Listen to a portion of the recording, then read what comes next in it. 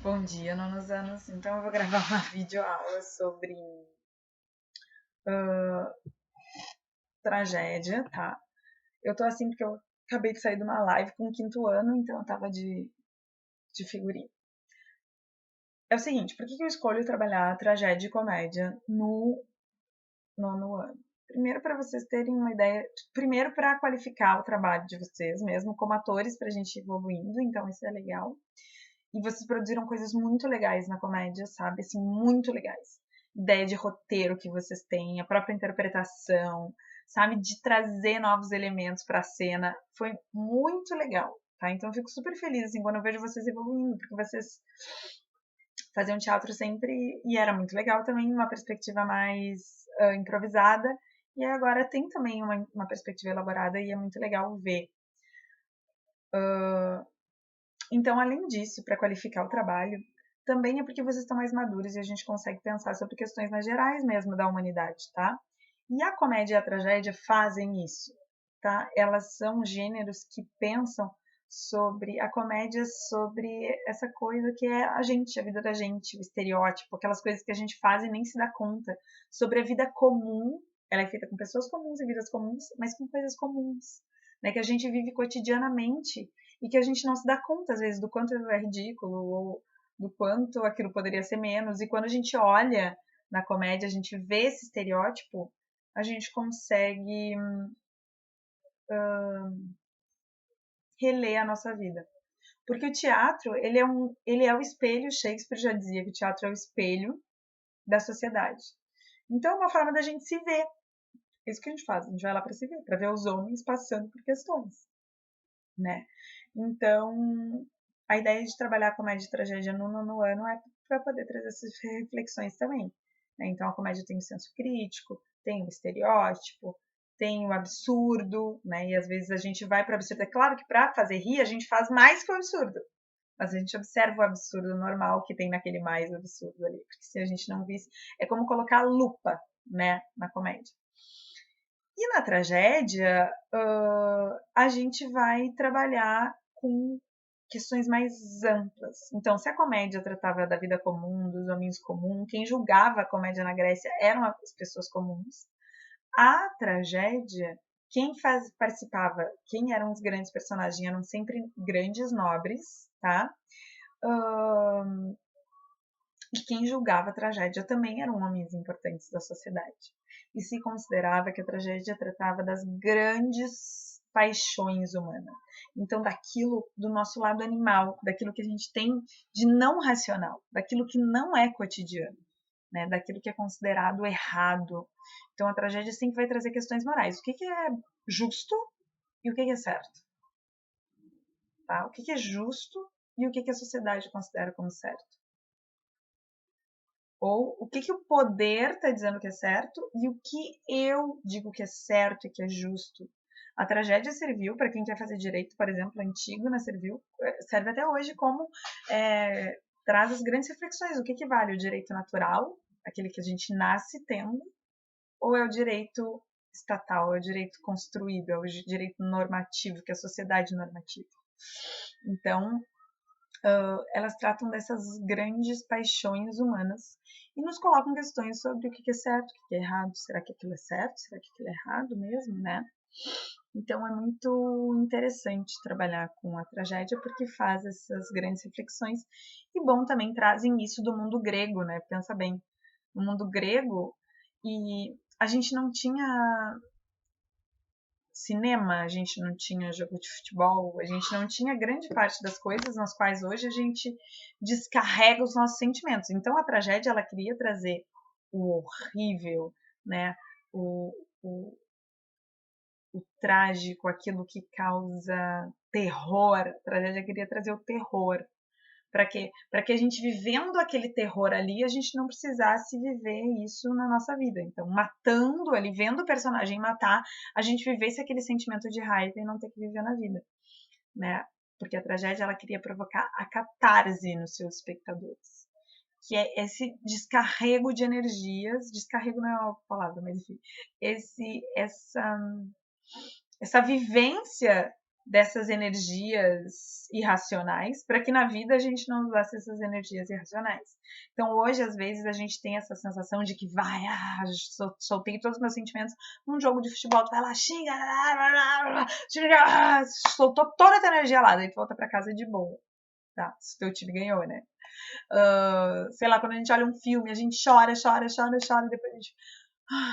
sabe? Então a tragédia, ela queria provocar isso nos espectadores, né? Essa descarga de energia para que a gente não vivesse aqueles sentimentos na vida, né? Para que a gente tivesse aquele sentimento catártico ali, tá? Então, nesse sentido, eu vou deixar alguns vídeos para vocês, tá? Isso é o básico da tragédia.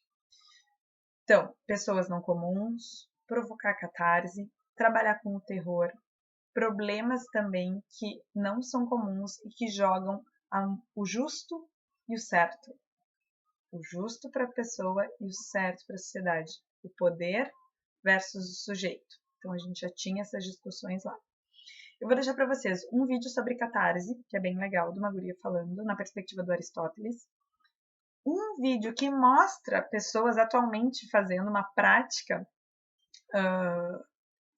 física na qual tem esse momento catártico, né? Então lá as pessoas batem almofadas, gritam, falam tudo que elas têm vontade para na vida elas não fazerem aquilo, tá?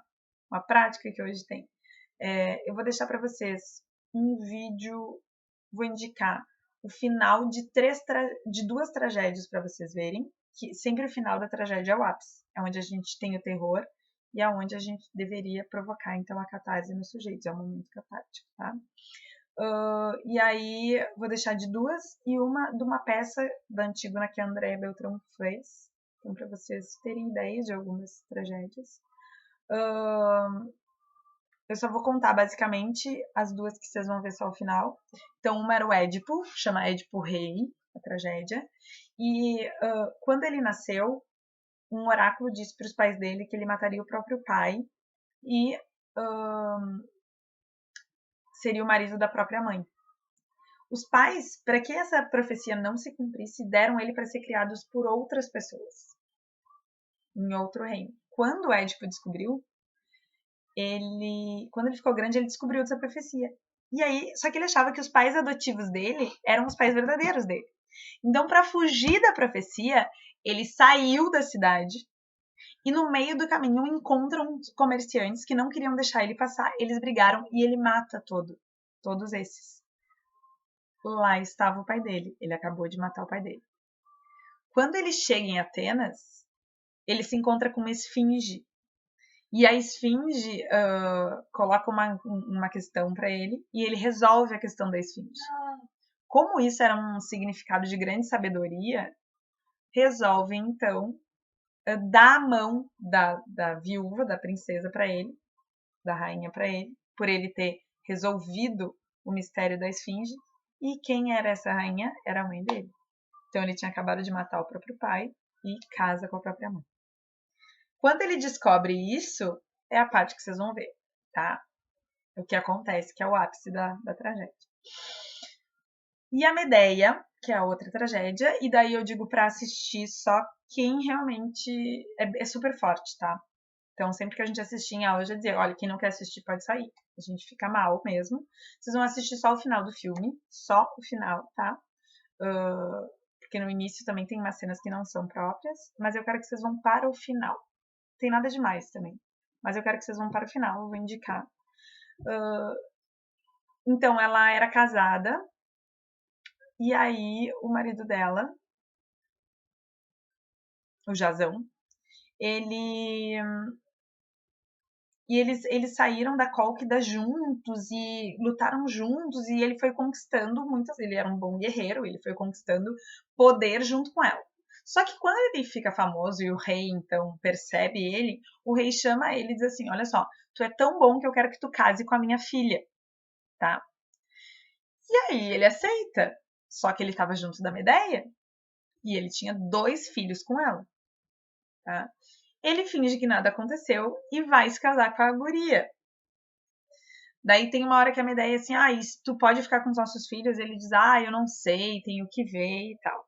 Então toda a trama se desenvolve e a Medeia era uma mulher muito sábia. Ela sabia das plantas, né? Ela é considerada uma feiticeira, vamos dizer assim, né? E aí, enfim, ela fica sozinha com os filhos, né? O homem, o que é muito comum até hoje na nossa sociedade, então às vezes a Medeia é considerada um ícone do feminismo, mais ou menos isso, não é bem isso, tá? Mas enfim, ela é trazida nessas discussões sobre feminismo e tal, porque ela é bem isso, ela é abandonada, então, e aí o cara vai seguir a vida dele, os filhos que fiquem com ela, tudo fica com ela, e aí ela resolve se vingar, e ela envenena uma coroa, e ela pede para os filhos entregar essa coroa para a rainha, que vai ser a mulher do ex-marido dela. Daí ela coloca a coroa, a guria morre. O pai, que era o rei, também morre, porque também toca na coroa. E aí, no final, ela... Eu vou dizer porque, bom, tá? Porque quem não quiser olhar. E aí, no final, ela também mata os filhos, enforcados, e decide viver a vida que ela sozinha, né? O final acaba ela indo sozinha e o Jazão vai lá e vê os dois filhos e tudo que ele provocou, né? Que ele ajudou a provocar. Então, bom, o que é certo, o que é errado, né? O que ele fez é certo, o que ela fez é errado, o que ela fez é errado, né? Mas o homem abandonar os filhos é considerado natural, a mulher abandonar os filhos é considerado um horror, né? Então, traz essas discussões do certo, do errado, do bom, do ruim, assim como no Édipo também, né? Por mais que tu tente fugir do teu destino, né? O final dele, ele, enfim, vocês vão ver. E aí traz essas discussões. Então, nessa semana, a ideia é só vocês assistirem essa videoaula, tá? E aí, na semana que vem, vocês vão ter até semana que vem, eu dou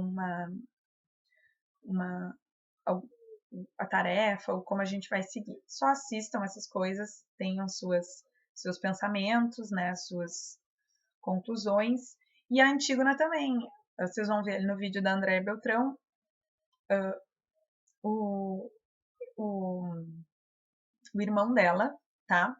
Luta sem o rei deixar. E aí o rei considera ele um traidor. E aí o rei diz que ele não vai ser enterrado, que ele vai ser comido pelos abutres no meio da praça. E daí a Antígona... Tô resumindo a história, tá? Não é exatamente assim, mas pra vocês terem uma ideia. Aí a Antígona diz assim, não, eu vou enterrar o meu irmão. Não importa o que tu pense. Eu vou enterrar o meu irmão. Porque esse direito existe antes do teu governo. O direito de nascer e ser enterrado existe antes do teu governo. E eu não vou respeitar direito, eu não vou respeitar a lei de alguém, de um mortal, vou respeitar a lei da tradição, a lei dos deuses, né? A lei que é maior do que tu. Então, traz essas discussões. Então, isso, o que eu quero que fique para vocês é a importância da catarse, se não hoje para vocês, vai ser algum dia. Então, né, da gente realmente pensar, né, para que esse nosso irracional não venha e atrapalhe a própria sociedade. E essas discussões sobre certo e errado, que a tragédia trata tão bem, tá? Um beijo, é isso aí. E a gente está se encaminhando para o final do trimestre, mais umas aulinhas e terminamos. Um beijo, espero que vocês estejam bem. Mandem no chat, semana que vem temos uma live. Vamos discutir o que a gente viu e vamos encaminhar ao final do trimestre, tá? Um beijinho.